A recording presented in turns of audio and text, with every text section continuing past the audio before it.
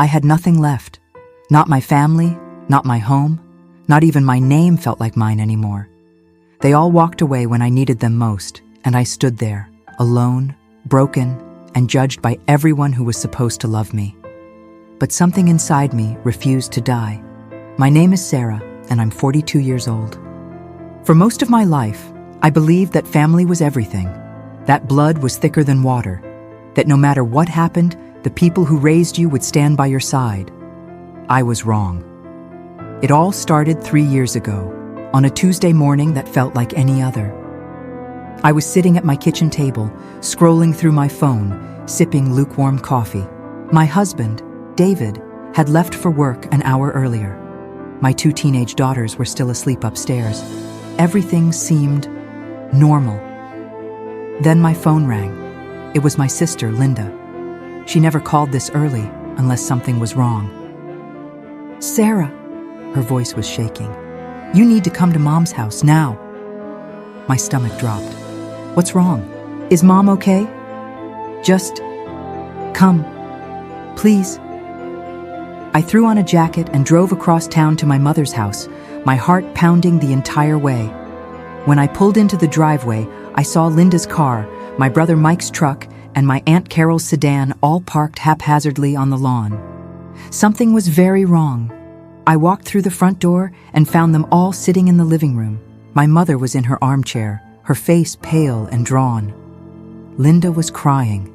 Mike looked furious. Aunt Carol wouldn't even look at me.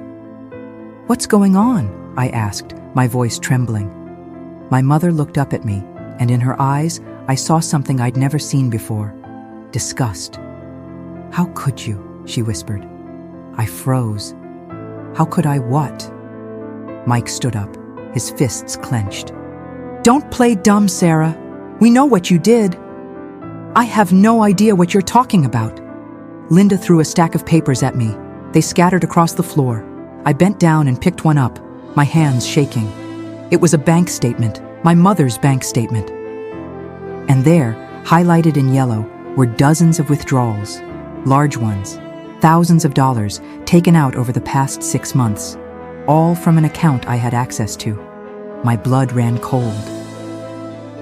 "I didn't do this," I said, my voice barely a whisper. "The bank confirmed it," Mike said coldly. "The withdrawals were made using your account information, your password, your security questions. That's impossible.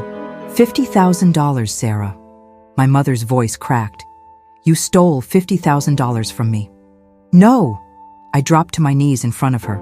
"Mom, I swear to God, I didn't take that money. I would never—" "Get out of my house."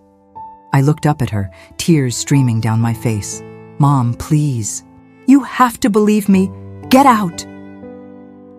I looked around the room desperately. Linda was sobbing into her hands. Mike's jaw was clenched so tight I thought it might break. Aunt Carol finally met my eyes, and what I saw there broke me. She believed them. They all believed I had stolen from my own mother. I stood up slowly, my legs shaking. "I didn't do this," I said one more time. No one answered. I walked out of that house and I didn't look back. I drove home in a daze. My mind was racing, trying to piece together what had just happened. How could someone access my mother's account using my information? Who would do this? And why? When I got home, David was there. He never came home in the middle of the day. "We need to talk," he said, his face grim. My heart sank even further. "You heard. Linda called me." I reached for his hand. "David, I didn't do it. You have to believe me." He pulled his hand away. That single gesture destroyed me more than anything my family had said. "The evidence is pretty damning, Sarah. But you know me," I pleaded. "You know I would never steal from my own mother." He was quiet for a long moment. "I want to believe you, but $50,000 doesn't just disappear." And the bank said, "I don't care what the bank said. I'm telling you the truth." He rubbed his face with both hands. I think you should stay somewhere else for a while, until we figure this out." I felt like the ground had opened up beneath me. "You're kicking me out?" I'm not kicking me out. I need time to think. Time to think?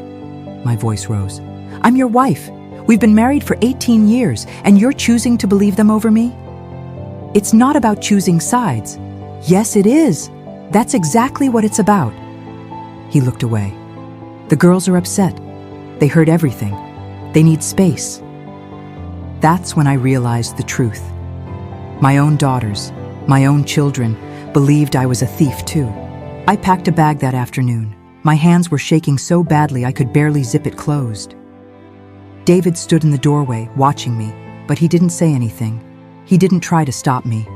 I walked out of my own house, carrying one small suitcase, with nowhere to go.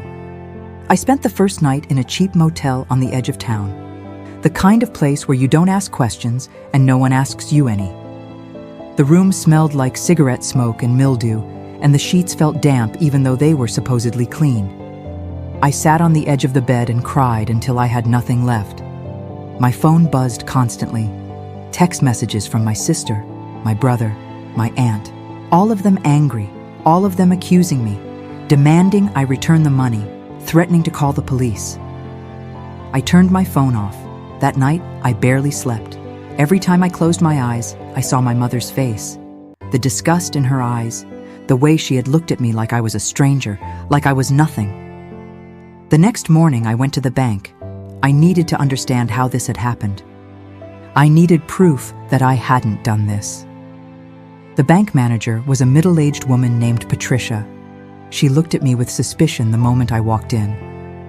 "Mrs. Henderson," she said coolly, "I assume you're here about your mother's account. I need to see the transaction records. All of them." She hesitated. "I'm not sure that's... Please." My voice cracked. "I need to prove I didn't do this." She studied me for a long moment, then sighed. "Wait here." She came back 20 minutes later with a thick folder. She spread the papers across her desk, and we went through them one by one. Every withdrawal had been made online. Every single one used my login credentials, my password, my security answers. "Is there any way to trace where these transactions came from?" I asked desperately. "An IP address? A location?" Patricia shook her head. "The transactions were made through a VPN. Whoever did this knew what they were doing." My heart sank. So there's no way to prove it wasn't me. "I'm sorry, Mrs. Henderson, but based on the evidence, it looks like you're the only one who could have done this." I left the bank feeling more hopeless than ever. I refused to give up. If I couldn't prove my innocence through the bank, I would find another way. I started digging. I looked through every email, every text message, every document I could find on my computer. That's when I noticed something strange.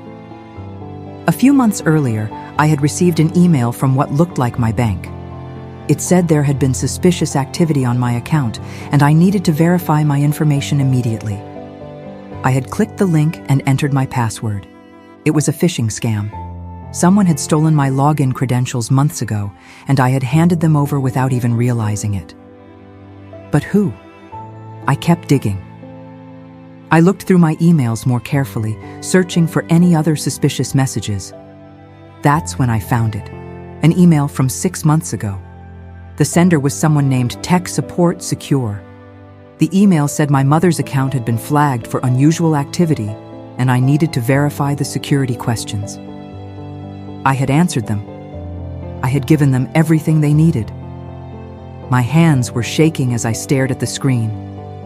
Someone had deliberately targeted me.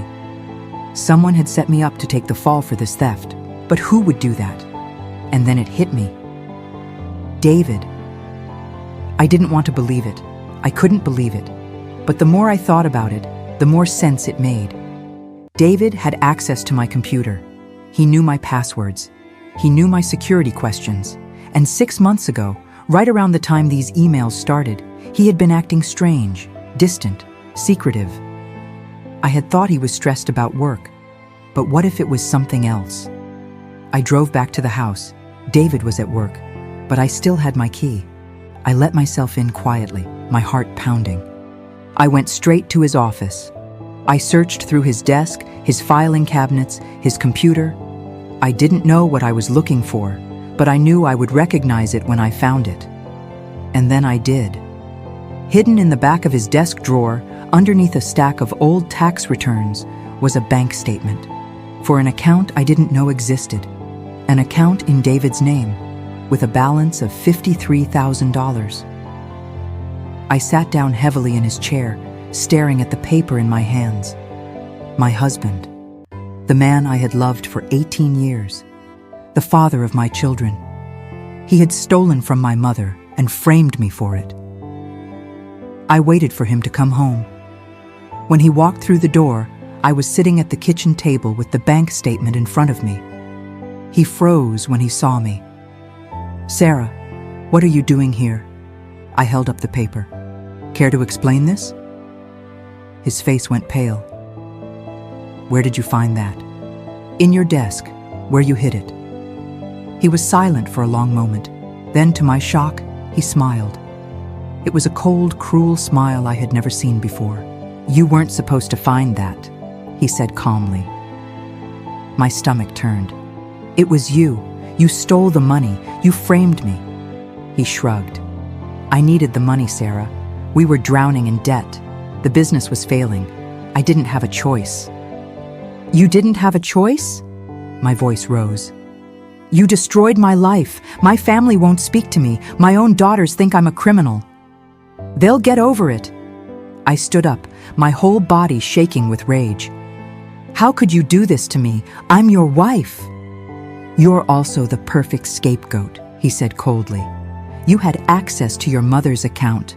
You had the passwords. Everyone believed it was you because, well, it made sense. I trusted you. And that was your mistake." I felt like I had been punched in the chest. This wasn't the man I married. This was a stranger. "I'm going to tell everyone the truth," I said quietly. He laughed. "Who's going to believe you? You have no proof. That bank statement? I'll just say you planted it there to frame me. Everyone already thinks you're a thief, Sarah. They're not going to suddenly believe you're innocent." He was right. I had no proof that would hold up. No evidence that would convince my family. It was his word against mine, and they had already chosen his side. I left the house that night with nothing but the clothes on my back and a heart full of rage. The next few months were the hardest of my life. I had no money, no job, no home. My family had cut me off completely. David filed for divorce and made sure I got nothing. He painted me as an unstable criminal, and the courts believed him. I lost my daughters. The judge gave David full custody, citing my financial crimes as evidence that I was unfit to be a mother. I lost everything, but I refused to break.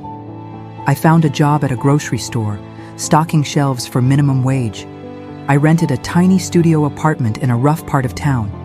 I ate ramen noodles for dinner most nights because it was all I could afford. But I survived. Every day I woke up and told myself I would not give up. I would not let David win. I would not let my family's betrayal destroy me. I started seeing a therapist, a kind woman named Dr. Martinez, who worked on a sliding scale. She helped me process the trauma, the grief, the overwhelming sense of loss. "You've been through something most people can't even imagine," she told me during one session. "But you're still here. You're still fighting. That takes incredible strength." I didn't feel strong. I felt broken. But I kept going anyway. It was almost a year later when I got the call. I was at work, restocking canned vegetables, when my phone rang. It was a number I didn't recognize. "Is this Sarah Henderson?" a woman's voice asked. "Yes." "My name is Detective Jennifer Chen. I'm with the fraud division of the police department. I need to speak with you about a case we're investigating." My heart stopped.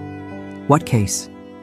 "Your husband, David Henderson, is under investigation for embezzlement and identity theft. We have evidence that he stole money from his employer using the same methods he used to steal from your mother. We'd like you to come down to the station to give a statement." I couldn't breathe. You believe me?" "Mrs. Henderson, We've been building this case for months. David has done this before, multiple times. You weren't his first victim. And when we started digging, we found the evidence linking him to your mother's stolen money as well. I started crying right there in the middle of the grocery store. David was arrested 2 weeks later. The police found everything. The fake emails he had sent, the VPN he had used to cover his tracks, the secret bank accounts, the offshore accounts where he had hidden even more stolen money. He had been running this scam for years, stealing from his employer, from clients, from anyone he could manipulate, including his own wife. When the truth came out, my family was horrified. My mother called me, sobbing. "Sarah, I'm so sorry. I should have believed you. I should have trusted you."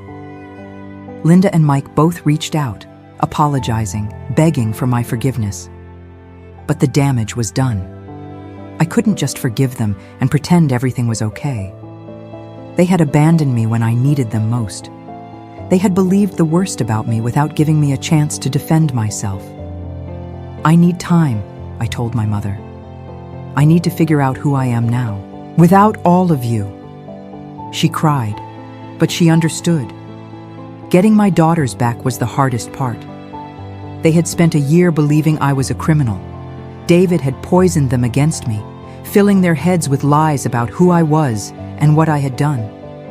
The first time I saw them after David's arrest, they wouldn't even look at me. "I know you're angry," I said softly, "and you have every right to be. Your father lied to all of us. He hurt all of us. And I'm so sorry you had to go through that." My oldest daughter, Emma, finally looked up at me. Her eyes were filled with tears. "Why didn't you fight harder?" she whispered. "Why did you just leave?" My heart broke. Because I thought I was protecting you. I thought, if I just went away, you wouldn't have to deal with all the conflict and pain. But I was wrong. I should have fought harder. I should have made you hear the truth. We cried together that day. It took months of therapy, of family counseling, of slowly rebuilding trust. But eventually, my daughters came back to me. Not all at once, but piece by piece, day by day. 2 years after that terrible Tuesday morning, I am finally rebuilding my life. I went back to school and got my degree in accounting. Ironic, considering I was accused of financial fraud. But I wanted to help people protect themselves from the kind of scams that destroyed my life. I started a small consulting business, helping families and small businesses safeguard their finances. Word spread quickly, and within a year, I had more clients than I could handle. I bought a small house. Nothing fancy, but it's mine. Every morning, I wake up in my own bed, in my own home, and I feel grateful. My daughters live with me now. Emma is in college, studying psychology. My youngest, Riley, is in high school and wants to be a lawyer. They're both incredible young women, and I'm so proud of them. My relationship with my mother is still complicated. We talk occasionally, but there's a distance between us that I'm not sure will ever fully heal. She made a choice when she refused to believe me, and that choice changed everything. Linda and Mike reached out several times over the years. Linda apologized profusely, but I've kept my distance. Mike never apologized directly, which told me everything I needed to know. I've learned that family isn't always about blood. It's about who shows up for you when life gets hard. And sometimes, the people you thought would always be there are the first ones to walk away. Last month, I was invited to speak at a local community center about financial fraud and family trauma. I stood in front of a room of 50 people and told my story. I told them about the betrayal, the pain, the loneliness, the nights I thought I wouldn't survive. But I also told them about the strength I found in myself, the resilience I didn't know I had, the quiet victory of waking up every day and choosing to keep going, even when I had nothing left. When I finished, the room was silent. Then, one by one, people stood up and applauded. A woman in the front row was crying. She came up to me afterward and said, "Thank you. I needed to hear that. I'm going through something similar, and I thought I was the only one." "You're not alone," I told her, "and you're stronger than you think." That night, as I drove home, I thought about everything I had lost: my family, my marriage, my home, my reputation. But I also thought about everything I had gained: my independence, my self-respect, my peace of mind, my unshakable belief in my own worth. David is in prison now, serving a 10-year sentence for fraud and embezzlement. I don't think about him much anymore. He's part of my past, not my future. My daughters and I have dinner together every Sunday. We laugh, we talk, we heal. I have a career I love, a home I'm proud of, and a life I built from nothing. I had no one left when my family betrayed me. But I had something even more powerful. I had myself. And that was enough. If you're going through something similar, if you've been betrayed by the people you trusted most, I want you to know this: you are not what happened to you. You are not the lies people believe about you. You are not defined by your worst moment or your deepest pain. You are defined by what you do next. When everyone walked away, I stayed. I stayed with myself. I fought for myself. I believed in myself when no one else would. And that made all the difference. Life will knock you down. People you love will betray you. The world will judge you unfairly. But you get to decide what happens next. You get to decide if you stay down or if you get back up. I chose to get back up. And 3 years later, I'm standing taller than I ever thought possible. Not because I'm special. Not because I'm stronger than anyone else. But because I refuse to let their betrayal break me. I refuse to let their judgment define me. I refuse to give up on myself. And you can do the same. No matter how dark it gets, no matter how alone you feel, no matter how impossible it seems, you have the strength inside you to survive this. You have the power to rebuild. You have the resilience to rise again. I'm living proof. And if I can do it, so can you. You are not alone. You are not broken beyond repair. You are not too far gone. You are still here. And that means you still have a chance. Take it. Fight for it. Believe in it. Believe in yourself. Because when you have no one left, you still have you. And sometimes, that's all you need. My name is Sarah, and I'm 45 years old now. 3 years ago, I lost everything. But today, I have something far more valuable than what I lost. I have my self-respect. I have my truth. I have my life back, and no one can ever take that away from me again. Thank you for listening to my story. If it helped even one person feel less alone, then every painful moment was worth it. Stay strong. Keep fighting. You've got this.